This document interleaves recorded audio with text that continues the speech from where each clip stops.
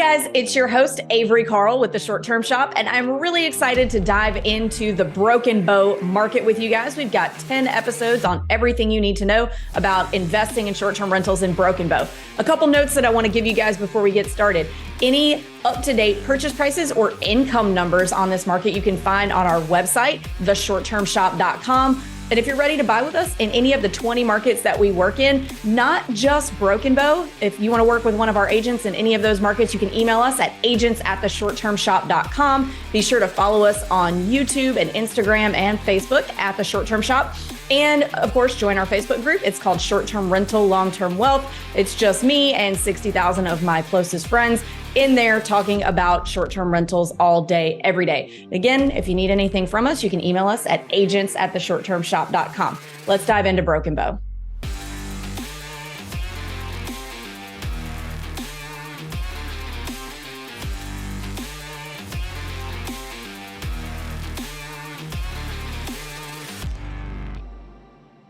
Hey guys, welcome back to the Short Term Show special episode series. We're on episode 3 of Broken Bow.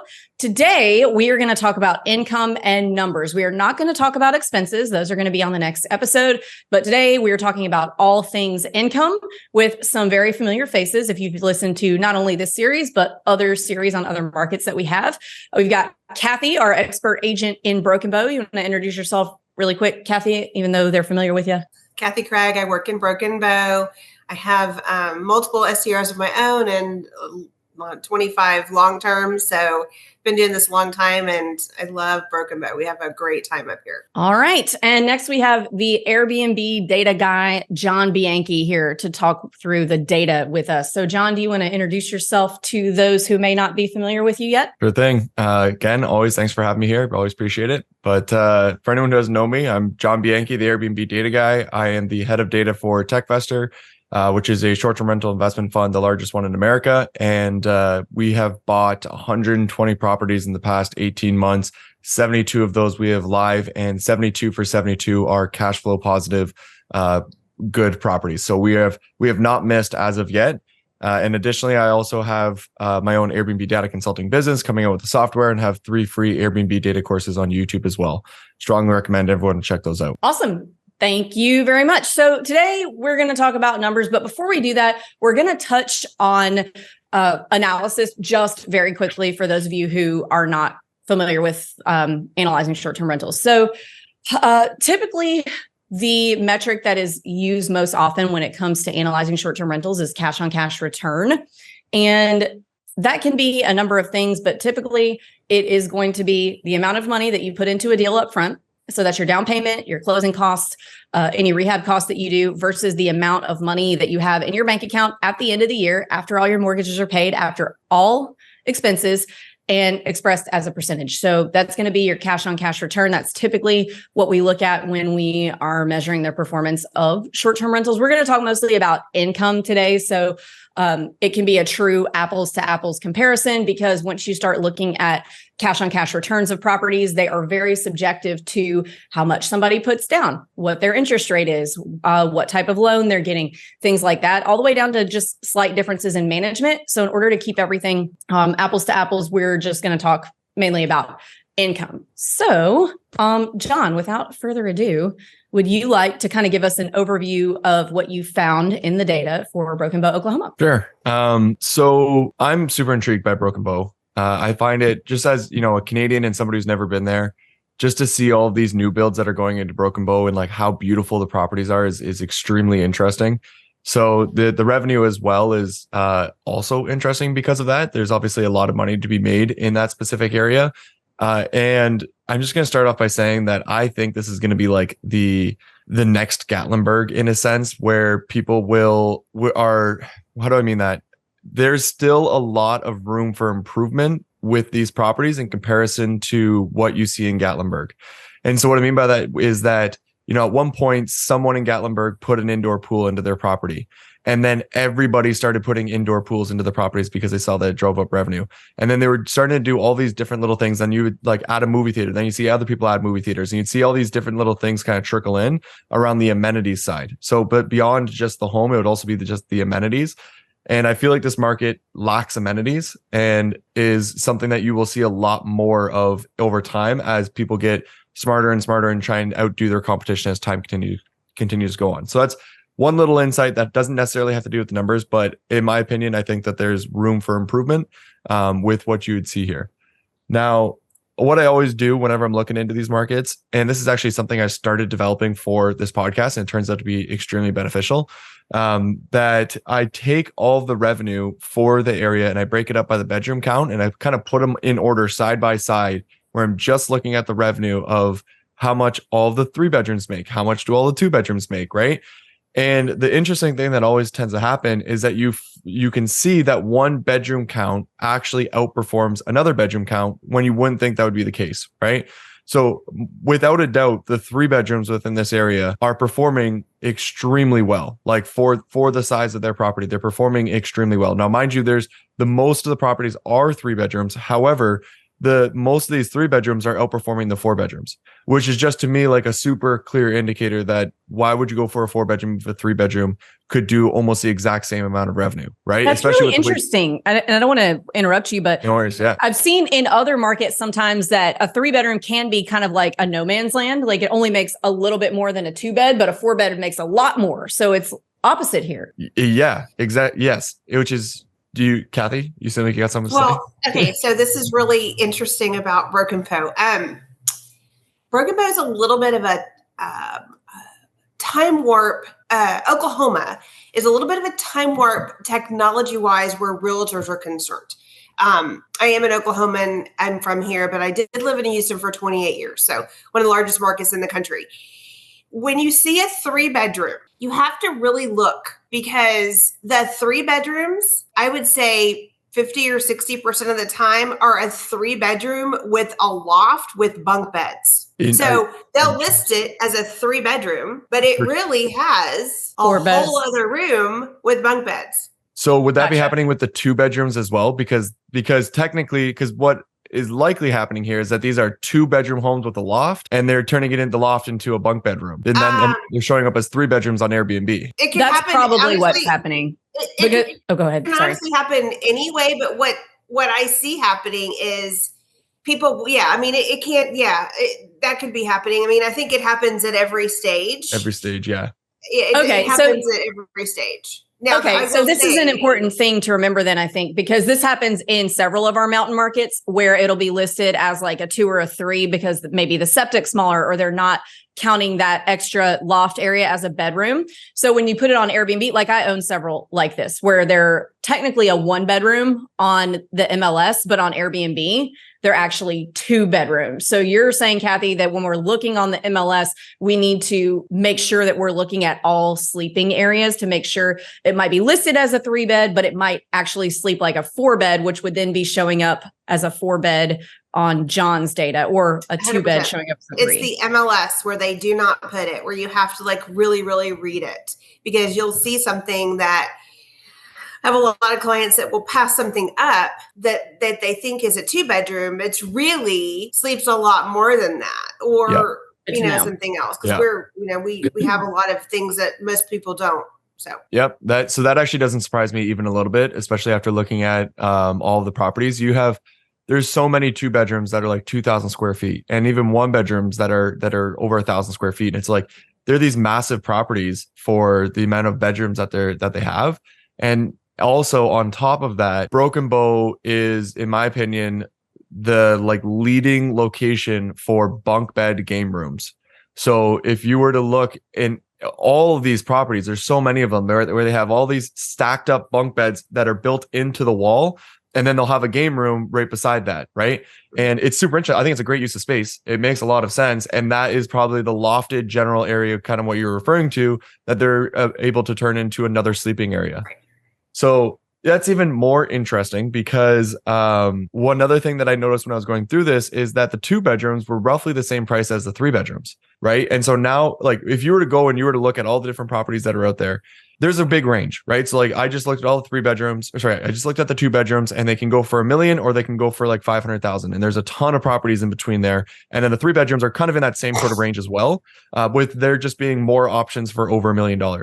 However, if you're telling me that, a lot of these 2 bedrooms come with a lofted space that could be turned into a 3 bedroom on Airbnb, then the reality is that the 2 bedrooms that are for sale that could be 3 bedrooms that are roughly the same price as a regular 3 bedroom already would technically be the best thing. And then if you can convert it into that 3 bedroom, right? Is that making sense what I'm saying? Yeah. Or it could already be like, I mean, it's the way they're listing it on MLS. You have to really you have to talk to me and we have to really look at it, because sometimes they won't even list it in the descriptions. It's just in the picture. So people are passing up things that are just super great deals because the MLS hasn't listed it, or the agent hasn't listed it correctly. So you can have a 3 bedroom that's really a 4. You could sleep like a 4, or a 2 that you could sleep like a 3. It's really an individual kind of thing. And then of course there's the 1 bedrooms, which I'm sure you'll get to. But I mean, it's the kind of market where there's so much opportunity because it's like the an MLS listing that has horrible pictures, but it's really gorgeous in person, right? That's your deal because nobody's looking at it.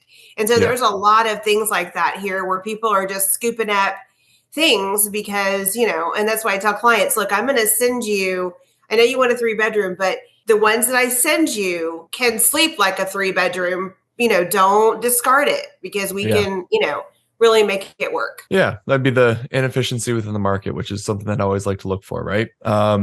And kind of to continue on that. So that is that. I'm glad we cleared that up right off the bat, because that is something I find super interesting about this market, especially with the new builds and the way they're built and like how the size that they're built. Right. So there's that opportunity there.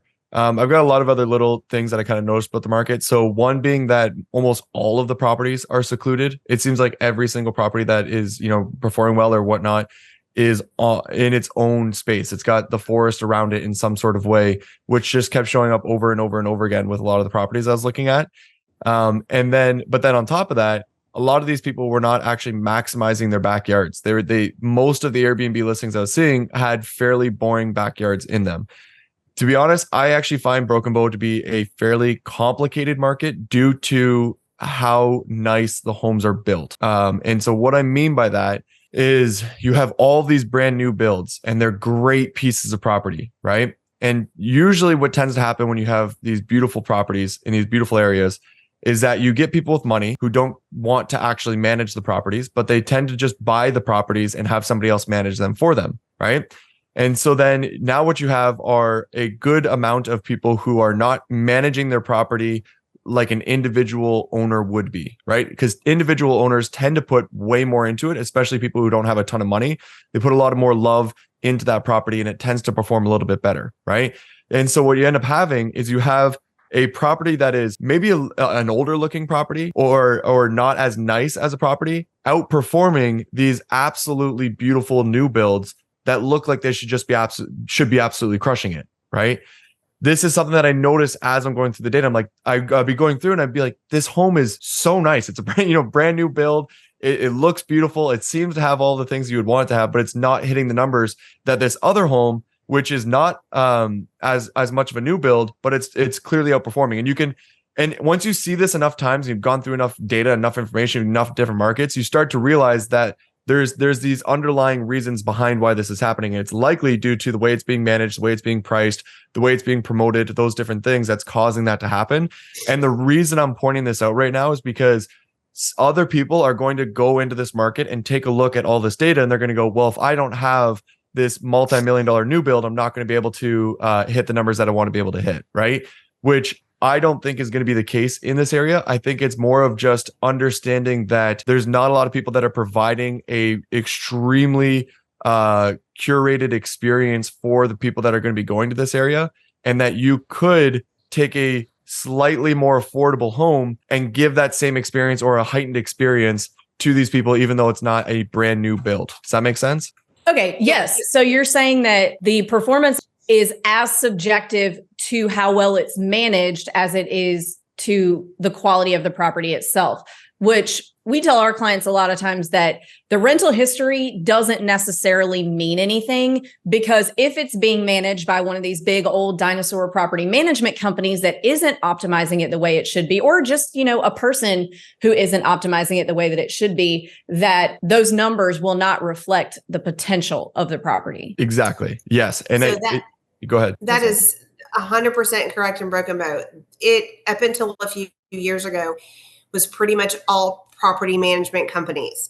And they are dinosaurs, and they've been there a very long time, and they set it and forget it. And so there is a ton of upside for people that want to put a little love into it, whether it is lights or swings in the backyard, or everything pretty much has a fire pit and a hot tub. But people are starting to put in circle swings and, cool gyms, jungle gyms outside and stuff for kids. Lots of outdoor areas. So there is a ton of upside for people, because just the personalization of the property and paying attention to it, our STS clients have done extraordinarily well with that. Just putting a little love into it has made a huge difference. Yeah. So to kind of add on to that, right? Some things I notice is, these bunk bed game rooms that I was referring to, most of them are for kids. And if you were to look at them, they look like they're for adults. They look like these sort of staged home, kind of boring looking game rooms that a kid would look at that not get excited, right? There's no color to it. There's no like kid things in the game room. It's just more of like this adult sort of setup, but in a bunk bed, a room for kids. It just doesn't make logical sense, right? And then another thing I noticed was that a lot of these properties were like everybody shows off what their property looks like from the front, and this new build with the lights and how beautiful it looks, which is very similar to what you would see if you go on the MLS. And then they also show off the interior, like look at our kitchen, look at our high ceilings in the living room. And I look at this and I'm like, everybody has this, but nobody's showing off all of the entertainment and fun and amenities that you're going to get from staying at that place, right? There's no, if everybody has a brand new build, there's no competitive advantage to having a brand new build, right? It's almost like showing off that you're like, hey, guess what? I have a kitchen. It's like every single Airbnb has a kitchen. Why are you highlighting that as like the main feature? It's like, show off what is actually going to be interesting and a competitive advantage about your property that's going to allow you to perform a little bit better. So anyways, that was one of the things that I noticed about this market. I know that's not directly tied to, what are the numbers for this market, but it's affecting the numbers in this market. And that's why I'm kind of spending a lot of time talking about it right now. Right. So anyway, just quickly, quickly define new build, because everything in Broken Bow is new, sort of. Right. There are some homes that were built in the 1990s. We've been there for 150 years, but the ones that were built in the 60s, 70s, 80s, those have all been torn down. So pretty much everything that you look at in Broken Bow is going to be 2005 and above. So it's newer when you look at other markets. So, it doesn't have to be, there are a lot of new builds for sure. A lot of those new builds are in the wrong area. They're an area 10 miles out of town, which we'll get to that. But it doesn't have to be a new build in Broken Bow. Actually, that's a good question. What you said, 10 miles out of town. I'm going to get this wrong. I know it. Hochatown? Is that? Hochatown. Hochatown. Okay, that was better than yesterday. Nice. Hochatown. Hocha? Hocha. Okay, Hocha. Would that be considered 10 miles out of town, or would that be considered where to be? No. So let me explain how this works. So if you're looking at a map, you'll see there's 259, which runs through the middle of everything, kind of like a Branson, Missouri type, right in the middle. And then you'll see a 259A, which is a circle that goes to the east that goes through the lake area. Okay. Hochatown is actually, if you think of it this way, Hochatown used to be where the lake is. Okay. It was covered up when they built the lake. Okay. So Hochatown is really right there on 259 where the lake is. It all has a Broken Bow address. Everything does. Hochatown was just recently incorporated. So everything is really Broken Bow as far as an address is concerned. Hochatown now has it's going to get its own zip code, but Hochatown is right in the middle. Okay. So Hochatown is right where that 259A circle is. Okay. Yep. When I say 10 miles out, if you go 10 miles, so there's a lot of neighborhoods that are on something called Carter Mountain, East Carter Mountain, West Carter Mountain. Those are 9 to 10 miles from that 259A area, right at that split. And that's where the casino is going to be. Okay. The ones that are that far up, which it doesn't seem like it's a long ways, but there's nothing up there. So the issue that's starting to happen is that because it's so far and there's nothing up there with traffic, it's taking you 30 to 45 minutes to get to, right? So our focus really is more in the center for my clients, the SES clients, more in the center, unless you just prefer to be, way out there. Because there's literally, and the roads are rough off of 259 in that area. So it's a rougher, they're beautiful. They're all new builds, but it is a rougher, area. Yeah. Gotcha. So the reason that I asked about that is because pretty well every single property that's doing over $150,000 is in the Hochatown area. So like they're almost all in that general space right there.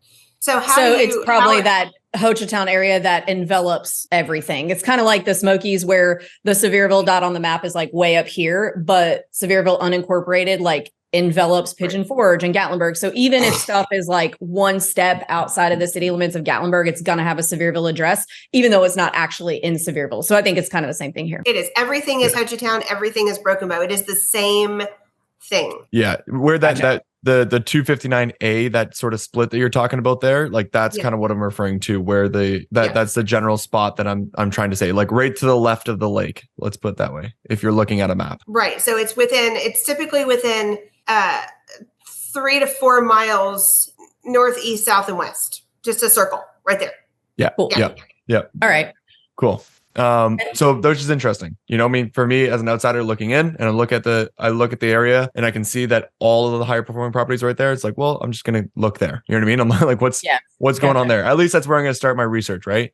To be able to understand it. So thought that was super interesting. Another little thing was that, none of the 3 bedrooms over a certain size most properties did not have views until they had, until their 3 bedrooms or larger, which was another another thing that I noticed. Let's talk about that real quick. Yeah. So when you talk about views, there's no, I don't know how to say this. There's no really such thing in Oklahoma. I mean, we are mountains in the technical sense only.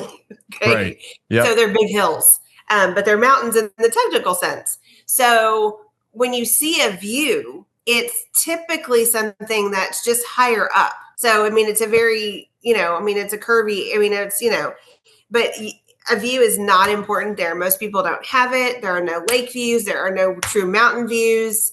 It's just not something that is, 90% of them don't have any views. There's just nothing to view except, look at the window and you see woods. That's what you're going to see, but you're not going to see the typical Smokies or that kind of view. It's just not there. Yeah. So I can tell that that's something that you have to fight against with clients, I'm guessing. Yeah. So the reality is that a lot of if you just go and look at the top performing properties, the vast majority of them, or pretty well everybody, doesn't have a view, right? So then therefore it does not matter, right? So I agree with you on that. Just wanted to point out that I thought it was interesting that it didn't show up till 3 bedrooms. So for whatever reason, 2 bedrooms didn't have that. But the other thing I want to point out that has to deal with numbers is kind of the last one I think I have here is the 1 bedrooms do significantly better than the studios. But there's only a handful of studios, but there was like a very clear difference between the two, between a 1 bedroom and a studio in the revenue potential of those properties. It just seemed like a lot of the studios were older builds, maybe like nobody's building studio cabins anymore. And I'm not surprised by that because the studio cabins are not a common thing. The 1 bedrooms seem to be like the newer, nicer sort of properties, and the revenue reflected that very clearly. Yeah. So our one bedrooms, and as you mentioned earlier, a lot of them are pretty big. And then they're 1,000 square feet. They're, 900, 800 square feet. They're not 400 square feet. Our 1 bedrooms, there are 1 bedrooms that outperform 2 bedrooms. So we are a huge 1 bedroom community. A lot of couples, a lot of small families. A lot of our 1 bedrooms do have a loft. There's one on the market now that's $600,000. It's on 2 acres and it's doing $97,000 a year. Yeah. So, it's a big deal. Our 1 bedrooms are huge. So a lot of the SCS clients are starting with a 1 bedroom, doing really well, and then buying another that's a little bit bigger. But our 1 bedrooms they're booked constantly. We're an all year round place. This is we get really busy in the fall. So 1 bedrooms are definitely really, really good in Broken Bow. And that's something that a lot of the clients that have bought in the Smokies or other areas, they don't really understand it. And once they do it, they're like, oh my gosh, this is, I'm so glad I did this and got a 1 bedroom. Yeah. The data clearly shows that, because I'm looking at 27 properties right now that are all doing over 75,000 as 1 bedrooms, which is a lot for a market, right? And they're up in, it's not just like it's not like majority are doing 70 either. Actually, fewer are doing 70 out of that 27 properties I'm looking at. And then the 1 bedrooms, the 2 bedrooms are not like significantly higher, right? So there's not like this huge jump from 1 to a 2. So I agree with the fact that the 1 bedrooms are doing really well. The data clearly shows that. And again, it kind of comes back to that romantic getaway for couples going out to that area and wanting a place like this. But also those 1 bedrooms are just absolutely beautiful. This is actually an interesting thing, because a lot of the times there's sometimes where I find these properties that are 1 bedrooms, they create this romantic getaway, and the properties really aren't that luxurious, right? Like it's almost like they're only paying because it's a romantic getaway. They're not paying because it's a luxury property. Whereas with a lot of these 1 bedrooms, they are these higher end properties that are worth the amount of money that you're paying on that nightly rate to be actually staying at, right? You're getting you're getting a high end property along with your romantic getaway. So it makes a lot more logical sense that people would be willing to pay, whatever that costs on a nightly basis. So, which is interesting. I just realized that as I was talking about it. But anyways, that's everything that I kind of noticed about the area. I think if I was going into the market, I would stay up in the Hochatown area. I hope I said that right. Hochatown. And Hochatown. Yeah. Hochatown, that's about right. Yeah. Hochatown. Yeah. I'd be looking up there. I would definitely be, studying the 1 bedrooms. And then I'd also be looking into the 2 bedrooms that had a lofted space. And I would be, without a doubt, trying to figure out a way to create a better experience than what everybody else has around me that would be more desirable, focusing in on more of the amenities and trying to one up people that way. And then lastly, I had one other thing I wanted to add in there and I can't remember it. Oh, well, I can't remember it. So it wasn't that important is what it is. But that's what I'd be. Oh, sorry. There are some cabins that look a little bit older, right? Like you can tell there's some that are older in comparison to the other ones.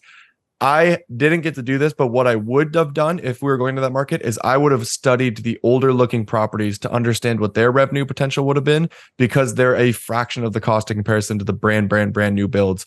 And so I would have seen like, what is the potential with those ones? Because they're definitely making less money, but I don't know how much less. And so I would have compiled a list of all the ones I would have considered to be older, even though they're not that old, and seen what their revenue is, and then compared that directly to the price of those properties for 1 bedrooms and 3 bedrooms and all those different things. So just for anyone who wants to do that research project. Yeah, 2005 nowadays, I mean, we don't like to realize this, but 2005 is almost 20 years ago now. Yeah, so it is, technically a little bit, not old, but a little bit older. Like a 2015 or a 2019 build is going to look vastly different than a 2008 or 10 build. So I think that's very interesting. Yeah. So one thing I want to mention is that we have a pretty diversified group of people that come to Broken Bow. I mean, the bigger North Texas has gotten and Dallas has moved north, the bigger Broken Bow has gotten, but we do get people from everywhere. So you get a pretty good swath of people that want different things. For the longest time, it's all relative. For the last couple of years, everybody wanted modern, all the windows, glass, and all those kinds of cabins. Now we're kind of, it's reverting back to more of a cabin-y cabin. So it doesn't really matter which one you like personally, or, the buyer, what you like personally. If you want something that's more cabiny or you want something that's more modern, either one of them will do well. So you have people that really do want that rustic kind of, really cabiny getaway. And then you have others that want that more modern feeling place. So we get all those people.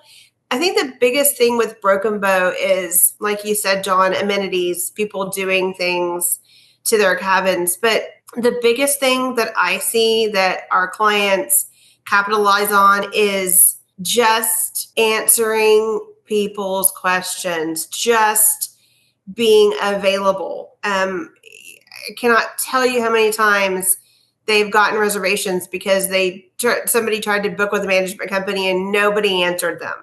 A lot of these management companies only have it on, and even other people, they only have it on one or the other, Airbnb or Vrbo. It's not both. So I'll find cabins that are doing really well and they're still not on one or the other platform. So that's just another boost. Mm-hmm. So there's all kinds of things in this market that people just aren't doing that with just a little bit of attention, they're doing extraordinarily well. Yeah, I mean, there's clearly money to be made in this market, right? So just about finding the right property at the right price to ensure that you're not overpaying and you're doing all the things that you need to do to make sure that that property is going to be able to beat the competition and be able to cash flow. So I agree with everything that you're saying. There's a whack-load of these little things that could be done. All right. So there you have it. So guys, if you are ready to buy or maybe start looking with Kathy and Broken Bow, you can email us at agents@theshorttermshop.com and we'll get you connected with her. Or if you want to just ask some questions, learn more about it, and network with other short-term rental investors, you can join our public Facebook group. It's the same title as my book right behind me, Short-Term Rental, Long-Term Wealth. Join that on Facebook and come hang out with us. Or we have a live Zoom call every Thursday where we answer any of you guys' questions on short-term rental investing. And you can sign up for that at strquestions.com. Catch you on the next one.